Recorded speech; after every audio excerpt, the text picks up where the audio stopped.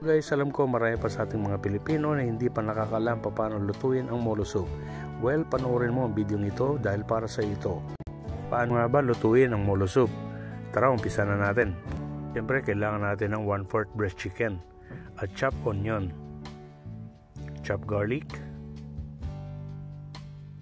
chopped spring onion, ground white pepper, garlic powder, at yeast. Siyempre, kailangan din natin ng itlog, corn flour, at saka all-purpose flour. Lagyan na natin ng isang itlog at isunod ang ground white pepper. Ganun na din ang ating garlic powder. And then, ilagay na rin natin ang ating chopped onion. At lagyan na rin natin ng konting asin at konting pampalasa. Tapos, lagyan din natin ng konting yeast yan para medyo umalsa ang ating gagawing molo. And then syempre maglalagay din tayo ng 2 kutsarang flour at cornstarch. Tapos yan, imimix lang natin ng maigi hanggang magkahalo-halo ang lahat ng ating mga nilagay na ingredients. Oo nga pala, habang nagmamasa tayo, huwag mo sanang kalimutan mag-subscribe at i-click ang notification bell para ma-notify ka sa susunod pa mga video.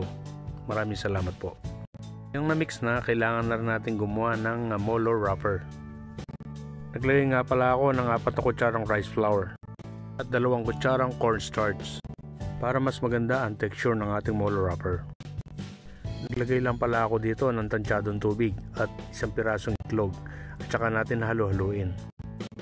Panoorin mo ang video ito hanggang sa dulo para matutunan mo kung paano gumawa ng molo wrapper at hindi mo na kailangan bumili pa sa palengke. Naglagay pala ako ng konting mantika para hindi manikit ang ating ginagawang molo wrapper. Okay, pwede na nating umpisahan ang paggawa ng ating molo wrapper. Magbudbud muna tayo ng konting flour. At pagkatapos, ilalagay na rin natin dito ang ating minix na dough kanina.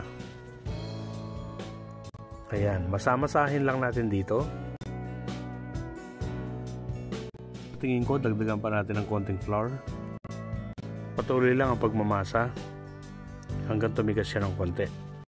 Guys, nakikita nyo ba kung anong ginagamit kong roller para mag-flatten ang ating harina?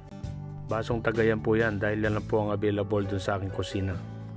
Tapos gagawa naman tayong hugis pabilog para magsilbing pambalot sa ating molo.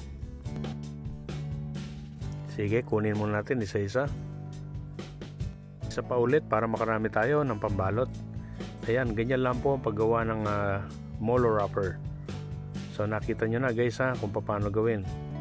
Ngayong ready na ang ating mga pambalot, pwede nating umpisahan. Ayan, ganyan lang po kadami ang ating ilalagay Huwag masyadong punong-puno. Ayan, ganyan lang po kasimple. Okay, pagdikitin lang po natin ang mga gilid-gilid hanggang sa maging solid po ito. At ganito karami ang aking mga nagawa. So ayan, pwede na tayo maggisa. Olive oil pa lang gagamitin ko sa pagpa-fry. Bali, inuna ko muna ang garlic. At maya isusunod na natin ang ating onion. I-mix lang natin ang pagganito hanggang sa magkulay brown ang ating garlic and onion. Ayan, kulay brown na po. At ngayon, ipapakita ko sa inyo kung paano gawin ang molo soup. Okay, naglagay lang ako ng 1 liter of water. At nilagyan ko rin ng chicken stock nor cubes. Nilagyan ko rin ng konting pampalasa, gaya ng white pepper, salt, and a little amount of MSG. At pagkatapos, ihulog lang natin isa-isa ang ating ginawang mga molo. Bali, pwede naman itong takpan, pero kailangan mahina lang ang apoy para hindi umapaw.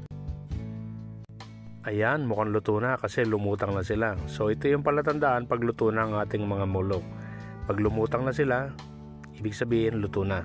Ayan, pwede na tayo mag-serve. Napakadaling gawin, di ba? Ganyan lang po ang paggawa ng molo soup.